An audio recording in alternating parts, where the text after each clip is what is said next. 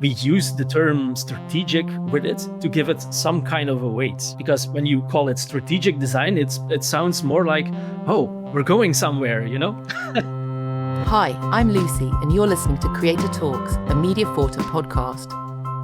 Mediaforta is a marketplace for highly specialised content creators all around the world. Each episode, we interview one of the creators from the Mediaforta network and dig into their craft. This month, we're pleased to have Christof an independent design strategist. Creator Talks by Mediaforta.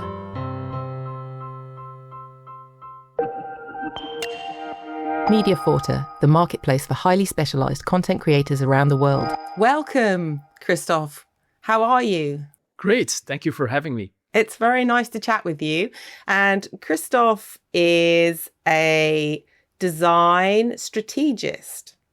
I would love to know, what is strategic design? Well, that's a tough one to start a conversation with, but I will try to do my best defining it. Defining strategic design is, both actually simple and complex at the same time, because the terms design and strategy are very loaded with meaning, and therefore many times ambiguous. People have like something in their head when they're thinking about design or strategy. Many people don't realize that design is like more than just making things look better. It's an attitude or a certain way of looking at things and try to solve real world problems in our daily lives. So this means that the end result could be as simple as a suggestion to improve a service, how a service works, or a product, or how something should flow. And that means like a user journey, that kind of thing. Yeah, like a user journey, or how things should be organized. For instance, so even as something as simple as a website, how the information on a website might be organized. Yeah, how a website could be organized, but also how an organization could be organized, how certain parties or facilities need to work together to bring an excellent experience. So, as a design strategist, you try to tackle problems through a design lens, utilizing specific methods, principles, tools, all very design-minded. The outcome is try to develop strategic solutions. So solutions that people can work with for a certain time, that are more durable, not like an instant problem-solving kind of way. So it's more a longer term targeted way of implementing design. Yeah. Okay. That's the emphasis in the strategic part in the name. Yeah. And can we talk a little bit about your personal history? What sort of experience and skills have brought you to this particular area? So you probably noticed I'm trained as a designer, and I see the world through that lens. So my professional experience spans over 20 years right now. And what I do is helping others shape experiences they want to bring. So during those years, I took on various design roles and responsibilities, such as being a product designer or a brand strategist or even a team lead. And all those skills together kind of shaped me and shaped who I am at this moment and what I do as a design strategist. Interesting. And you've also done some teaching in the past? Yes. Before I started my full-time career as a consultant, I worked as a lecturer and researcher for a professional bachelor program called Divine. So it's a program where people can learn more about digital design or how to create digital experiences. And during that time, I had a chance to develop skills like co-design or mentorship or public speaking and becoming better at that certain things, because that are the main things that you do as a lecturer or a researcher. you in a way you set off your design skills or the things you are normally do as a designer, and become like another sort of designer or person. So it was something I wanted to try out at that point in time. Interesting. And how do you know Mediaforta? I know you've done a bit of work with us. So what can you tell us about the work you've been brought on to do here? Well, it happened by chance. So when I started with my my new practice as an independent consultant, the full-time practice, because I was already active part-time, I had several assignments lined up, but all of a sudden they were cancelled, and I had to find new opportunities. So a friend and colleague of mine, a fellow freelancer, Peter de Kegel, helped me out by recommending me Mediaforta. Because it was a client of his. And the first thing I started on working for Mediaforta was the branding and the design for their website called Content Rocker. So it's a software as a service platform. It's a digital product they launched to help manage content creation between creatives and clients. And after that, we kept on working together during all those years on various projects like the Mediaforta website or their own branding, or design work for clients like Luminous or Securitas, for instance. Mediaforta, the marketplace for highly specialized content creators around the world. Can you give me an example project that represents what you do? So we worked on projects for Tomorrowland. Tomorrowland is a leading brand here in Belgium. They host worldwide events, festivals in Brazil or Dubai, stuff like that. Wow. It's really nice and really huge. But because of that, they are organized in different business units. So every business unit takes care of a certain experience. Like there is a radio station called Tomorrowland.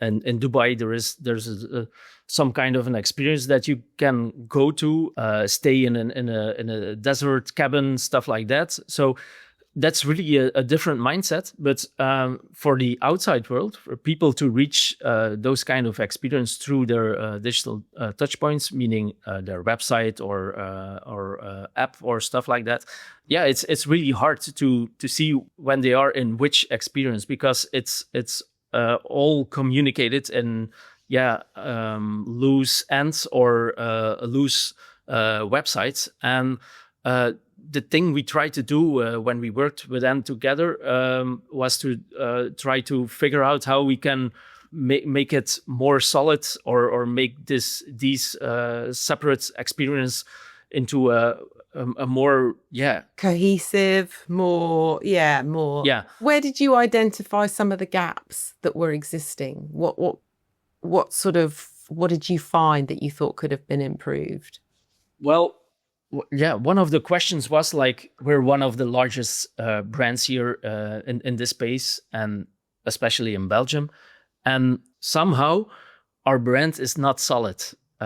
It's not cohesive. It doesn't feel like one tidy story. It feels scattered through all these different touch points and different things we are bringing.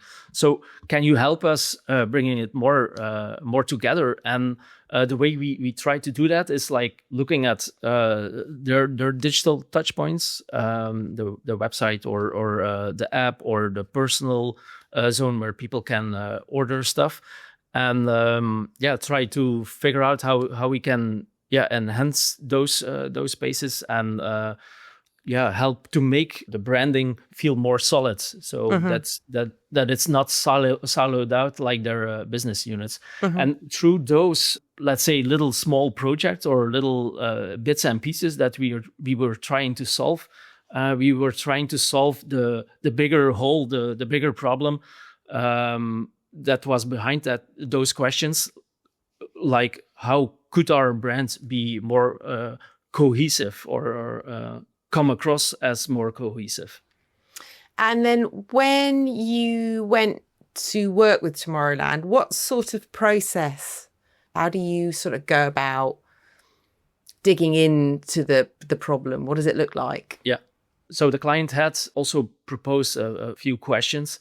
And the first thing that we did is like to question the question. So we looked at the question like, okay, this is the thing that you are expecting. Is it the thing that we need to resolve, for instance? And is this the way we need to resolve it? Or do we need to look at something different? Or do we need at a broader perspective? I like that. That's quite meta, isn't it? It's the first question you ask is, are we asking the right question? Yeah. And that's actually the thing about this strategic design. It's more about, and how can we solve things on a overall level, or how can we try to investigate things and come up with certain solutions or answers to that.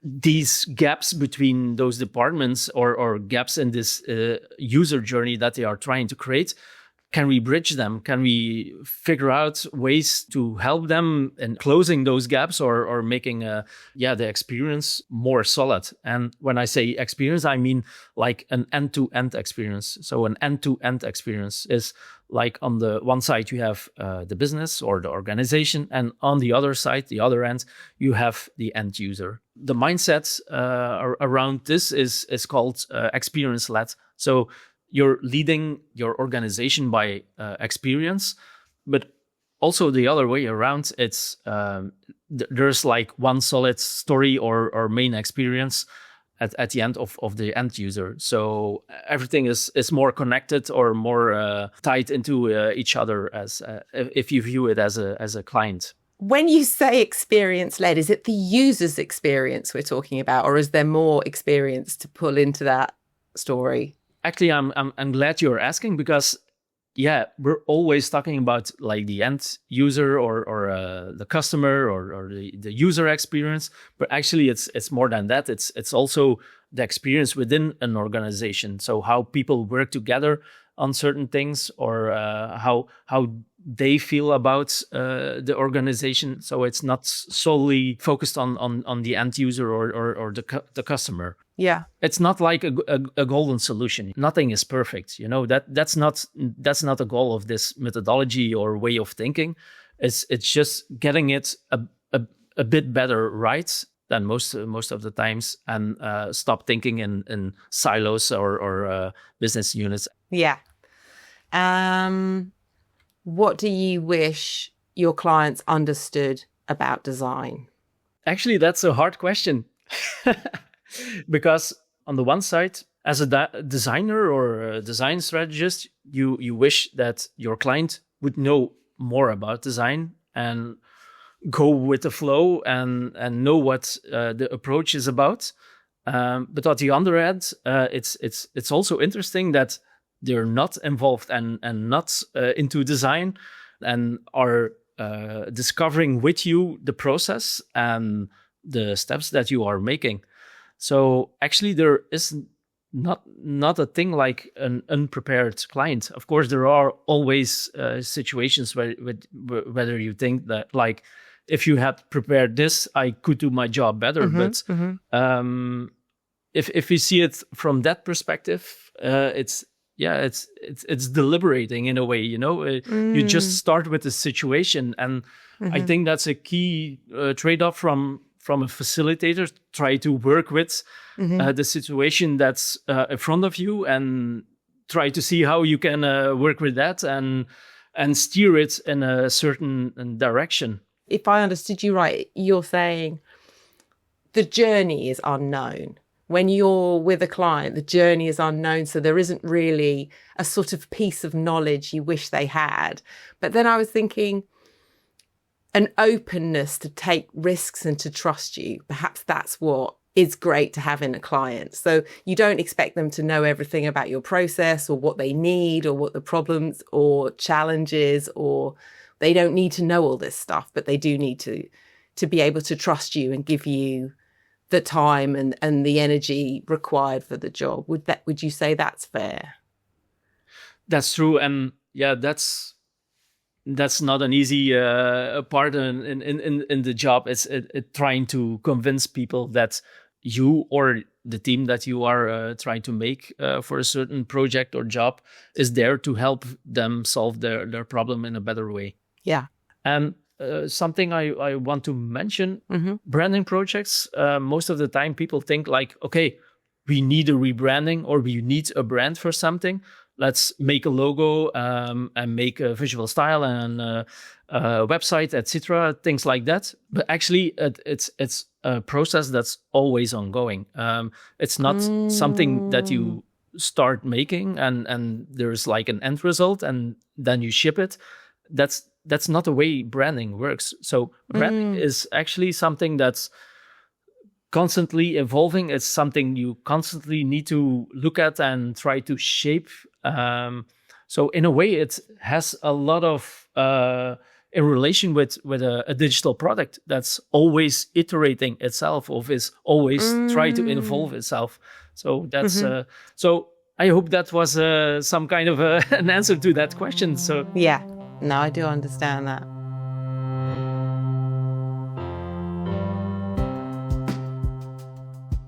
Mediaforta has many talented content creators, and they do like to highlight their content creators' superpower. So how would you describe your specialist superpower as a strategic designer? Yeah, so what's really important about being a good design strategist, in my opinion, is that you are able to shift between like a detail level and a bird's eye or a helicopter view. So you zoom in and you zoom out during the time that you are trying to figure out a solution that you're making for a certain problem. So that's actually an ability that you really need to do as a strategic designer. And you do this, Christof. Is this your superpower? Well, this is my superpower to be able to bring those perspectives together and look at things from a different perspective. Actually, when you zoom in or you zoom out, there are other things to consider, and yeah, you need to have a really broad perspective to do that. So, and I do think that's quite rare, and I think probably your experience through all the different roles that you've performed, including education, gives you the ability to look very closely or take the big picture view. So that's great. And you mentioned a book on strategic design that helped you figure out how to present yourself to the world. Can you tell us more about that book?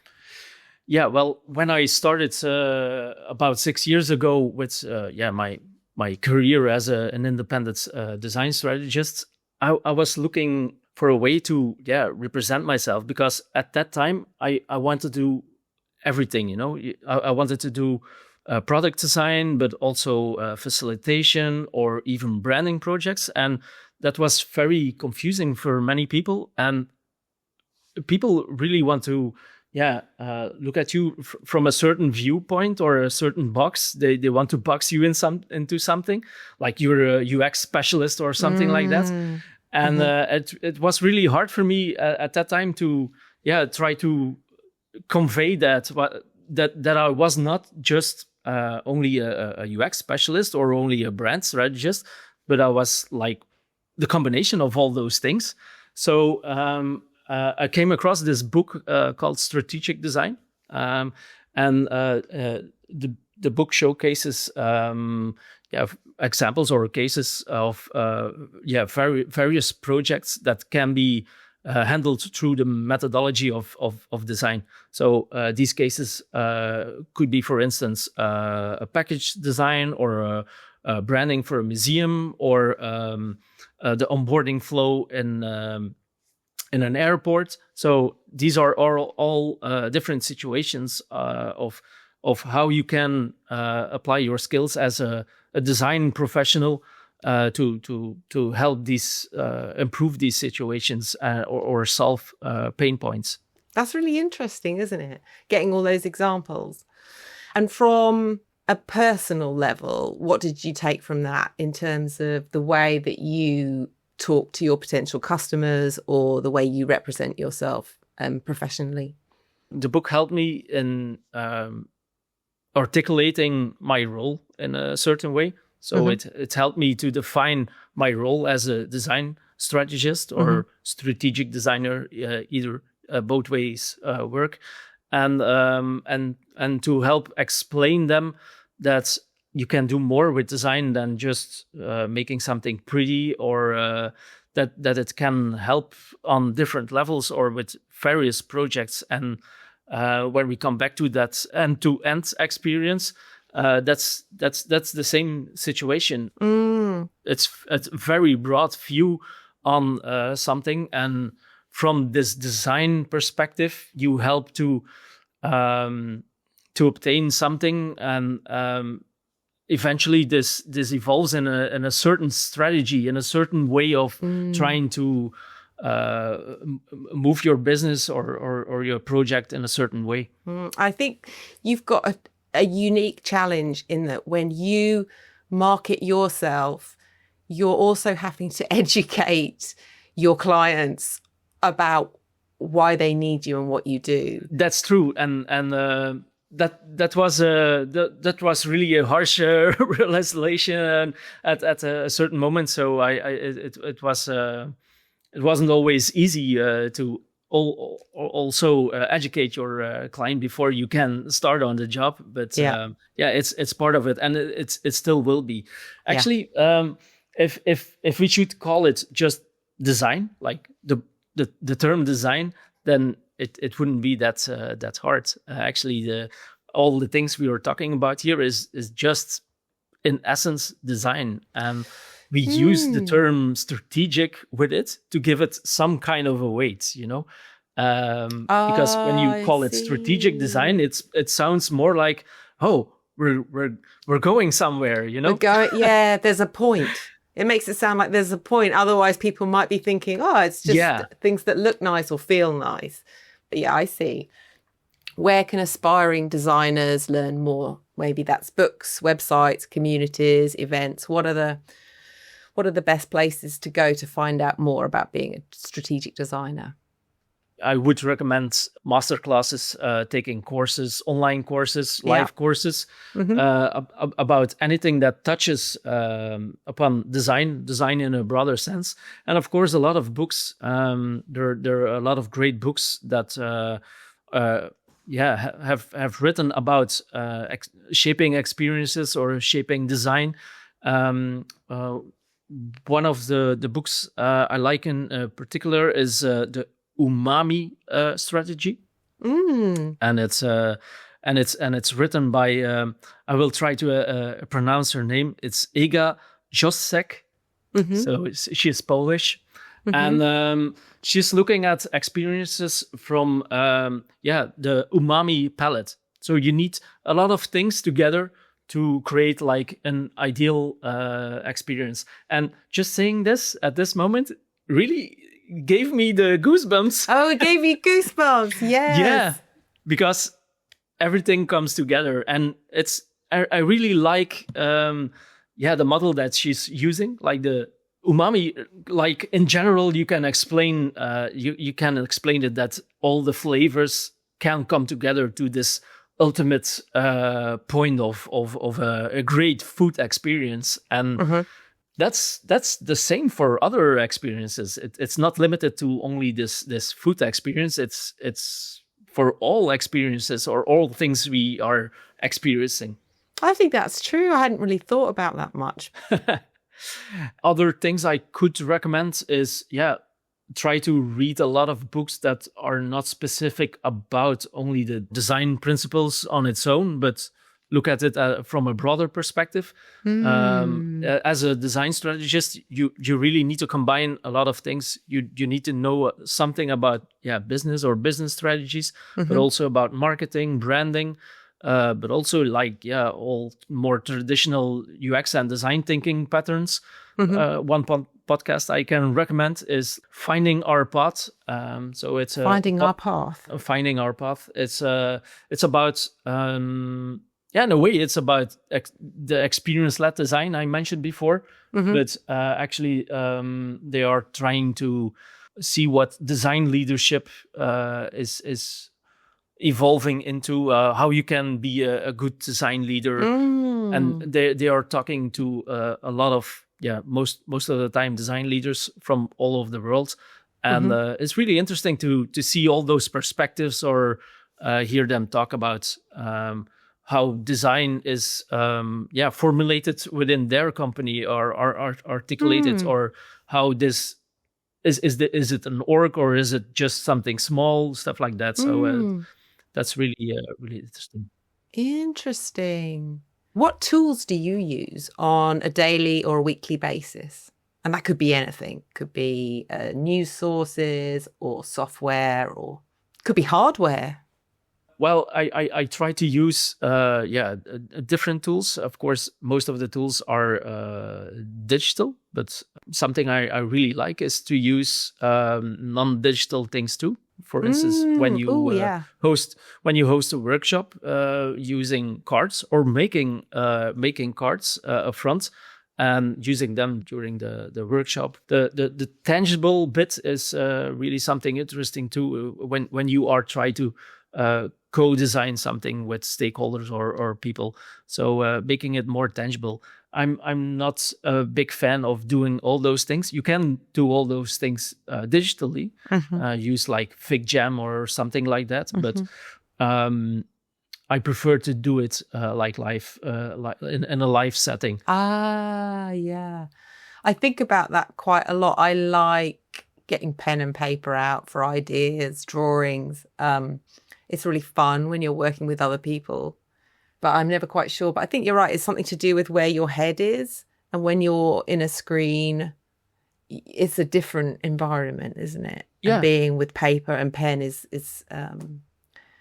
you're a bit more, your space is open. Yeah. You're more with the room. You're more with the people, I suppose.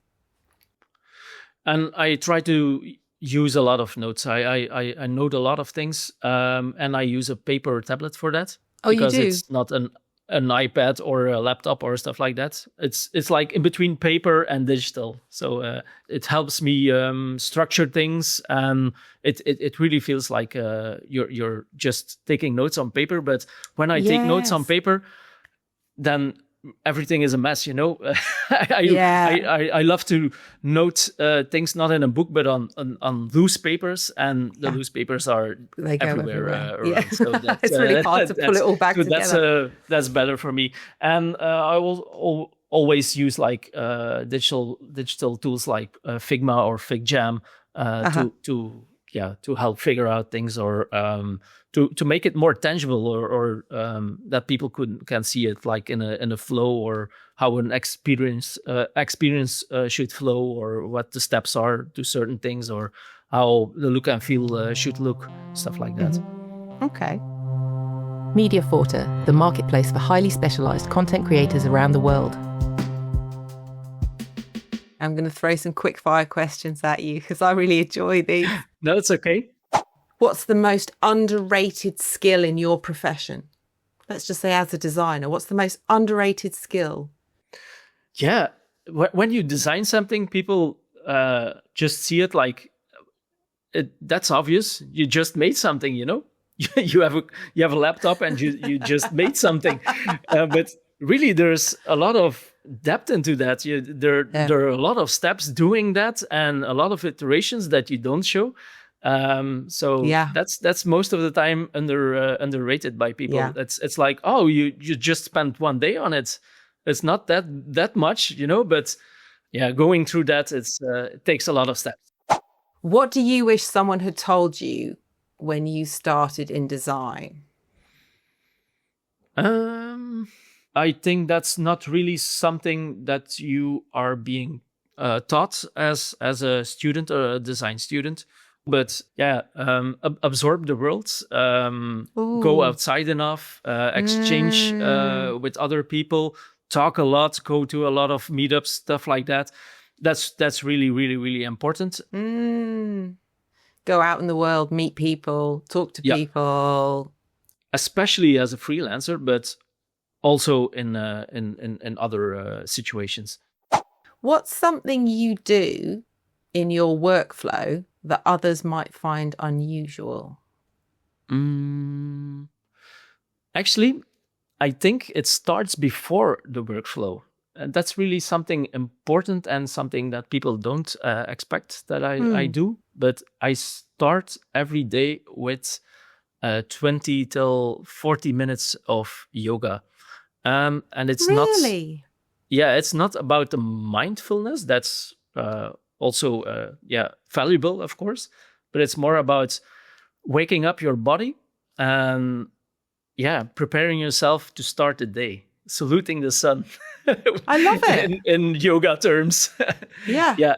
And it's also an opportunity to set a certain intent. Like today, I want to try to take this approach or be like this or that during the day. Love it. That's brilliant. Thank you so much for coming on the show, Christof. Thank you for having me. It was a really delightful experience. Oh, good. Thank you. And best of luck with all your work in the future. Thank you very much. It was really great to talk to Christof and learn from his experience and enthusiasm about design. I've learned strategic design applies design thinking to complex systems. It's less about creating objects and more about shaping processes, services, and experiences. For someone to be great at strategic design, they need to understand how these parts work together. This might be the smallest thing, like a logo on a page, or the largest, like how an international organisation is structured. I've always liked the adage that the best way to learn something is to teach it, and Christof's story gives evidence to this. Getting businesses to think more holistically is coming up a lot with our content creators. And I think Christof's story is the perfect illustration of how the right person can make important changes to the way organisations think, plan, and operate. This was such a great chat, and I hope you too found something interesting or inspiring in Christof's approach. That's a wrap for this episode of Creator Talks by Mediaforta. If you enjoyed what you heard, please share this episode and leave us a review wherever you get your podcasts. We release new episodes monthly, so hit subscribe so you don't miss a conversation. See you next time. Creator Talks by Mediaforta.